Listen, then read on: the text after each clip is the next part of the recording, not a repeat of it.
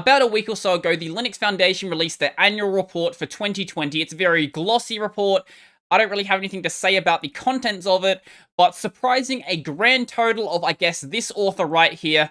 The Linux Foundation didn't make their report on Linux, they made it on macOS, like they do for every single other report they've ever made, because the Linux Foundation doesn't care about desktop Linux outside of a very, very tiny part of it.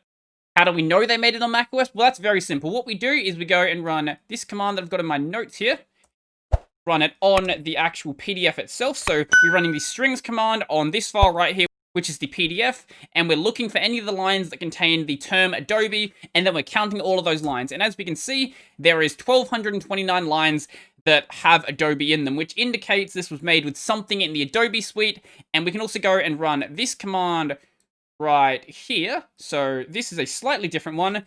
This one will tell us what operating system it was actually made on. In this case, as we can see, it was made on macOS version 10.15.7, which obviously is a version of macOS. But the Linux Foundation isn't dumb, and while they know they could have just gone and modified all these lines to say, hey, it was actually made on Linux, what they decided to do instead was, I guess, troll their critics a little bit, or maybe they were trying to be funny. I'm not sure what they were trying to do, but I can definitely respect it, even though it has annoyed quite a few people. So if we go and run this command instead, this will tell us what device it was actually made on. So if we run this, as we can see, it says it was made on a Sharp Zarus XR5000 Mamo 5 edition. What is this, you might be wondering? Well, this is actually a PDA from the 90s, so obviously it wasn't made on this PDA. But I can respect the joke. So another thing we have is if we go and run that last command we had, the one for the macOS operating system, as we'll see, it actually says another operating system in here as well. So it says Linux kernel 0.12.1 for workgroups. Now, this actually is a real version of Linux from the 90s. Obviously, nothing has changed internally with the Linux Foundation. A lot of the leadership still uses macOS, which is completely unsurprising, but one thing that I do find very unfair that people do say about the Linux Foundation is that they don't care about Linux at all, and this just flat out isn't true. What they don't care about is most of desktop Linux, even though they can go and make vapid statements on Twitter like, hey, X year is the year of the Linux desktop. When they don't even produce their annual report in Linux, I can't really take a statement like that seriously. But some of the critics might say, oh, but Linux just isn't great for desktop publishing. And you know what? I will grant that to you. I don't do any desktop publishing, but what I can say is I can look at this report and I can tell you that I can make this myself in something like Scribus or really any other tool like that. So what do we have on this page? We have an image that takes up the background, we have a logo, we have a blue box that has some transparency on it, and we have some text in it. What part of that can't be made on FOSS software? This page is the exact same minus the logo. The next one is just some text. Let's go down a bit. So this one is a grid with some images on it, and those images are all in circles. What part of this can't be done on even the most basic FOSS software? Now, one counterpoint that someone might make is this report probably wasn't made internally, and yeah, that's probably true. A lot of organizations, they don't have a unit internally to actually develop reports like this, so what they'll do is they'll send the information to some third-party unit. They'll make it in whatever software they use. Typically, it's going to be something in the Adobe suite, just because that is the industry standard to work with, and that's fine. But are you honestly going to tell me that the Linux Foundation, of all organizations, cannot find someone who is proficient in something like Scribus? I find that incredibly hard to believe, because I can find someone proficient in Scribus. I guarantee an organization with that many resources can go and do it. Now, I did say the Linux Foundation does care about Linux, and this is very true. They love Linux. Without Linux, they wouldn't exist. It's just that the community who uses Linux on their desktop and the Linux Foundation, along with their corporate backers and corporate boards of directors, have very different ideas on how Linux should be used and what Linux is actually good for. So, for example, they care about things like how it can be used in the server space, how it can be used for things like scientific work, for embedded Linux, for smart devices, for security. So, for example, Google is on the board of directors for the Linux Foundation. What does Google care about? Well, they obviously don't really care about desktop Linux that much. Maybe there are some tiny, tiny niche workloads where desktop Linux actually makes sense, but what they care about is how they can use it for the server space, how they can use it for, the backing of Android, how they can use it for new smart devices they want to make.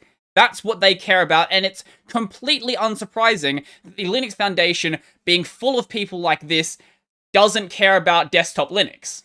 So what companies are on the board of directors then? Well, we have, as I mentioned before, a member from Google, Facebook, AT&T, Samsung, Qualcomm, VMware, Panasonic, Hitachi, IBM, another member from Facebook, Fujitsu, Intel, Comcast, Huawei, Microsoft, Oracle. Obviously, all companies that are well known for loving free and open source software. Now, to be completely fair, of the 25 directors, there are 2 of them from companies that actually do care about open source software. So GitLab and also GitHub. So obviously, with those 2 directors, it's completely fine, right? But even though that should be evidence enough that the Linux Foundation only cares about enterprise Linux, let's look at who actually funds the Linux Foundation. So here we have some of the platinum members. So AT&T, Ericsson, Facebook, open source. They care about open source when it matters to them. Hitachi, Google, Fujitsu, Huawei, Red Hat, IBM, Intel, Oracle, NEC, Microsoft, Qualcomm, Samsung, and Tencent. And you can go down the list and see their gold members as well. Quite a few more in here just because the gold membership is considerably cheaper. And then the silver members, there is plenty of them in here. And in the silver membership, there is actually a lot of fairly reasonable companies. But you might be wondering, okay, I want to be a platinum member of the Linux Foundation. How much does it actually cost to do so? Well, turns out, go to the join, not the membership list. Scroll down just a little bit. As we will see, it costs about $500,000 to be a platinum member, so they're only giving them a little bit of money.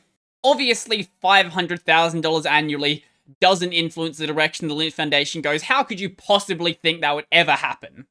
Now, to preempt the comments I know I'm going to get, I am well aware that the Linux Foundation does donate to a lot of desktop Linux projects, but something you do have to keep in mind is that the reason why they do so is because it is beneficial in some way to their corporate backers. If it wasn't, they wouldn't do so. So yes, you can still definitely be benefiting from them, but if you do want to support those projects, the better way to do so is to donate to those projects directly rather than doing so through the Linux Foundation. Now, as I mentioned earlier, none of this is surprising, so every time a report is released, the report is made on macOS with the Adobe suite.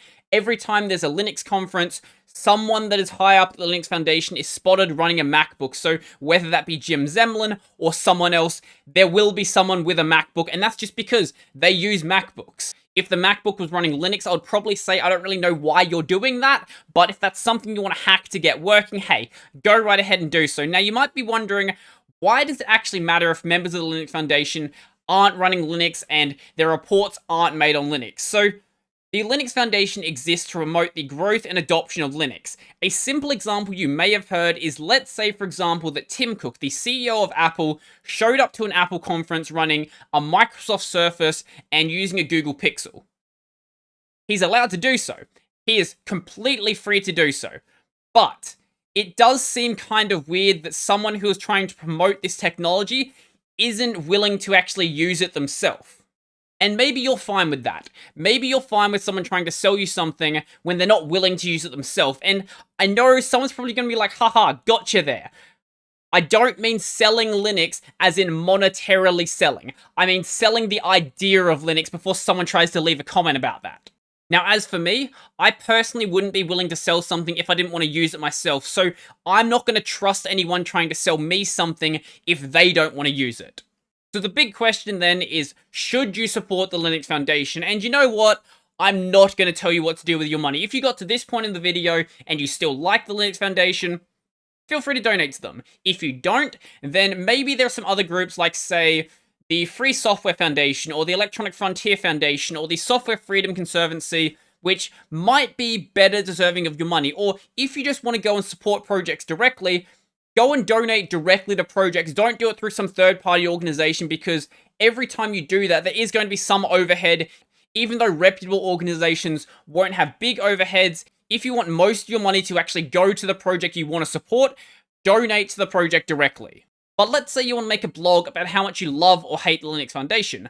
One way you can go and host that is over on Linode. If it runs on Linux, you can run on Linode. They have the distros you'd expect available, like Ubuntu and Debian, but also Arch and Gentoo, because why not? They've got multiple server plans available, so whether you want to host a blog or a personal VPN, you know there's going to be one that fits you. Going forward, I'll be using Linode to host all of my community game nights. If you need help, Linode has 24/7 365 support available by phone regardless of your plan size. So right now, you guys can get started on Linode with $100 credit by going to the link on screen or in the description down below.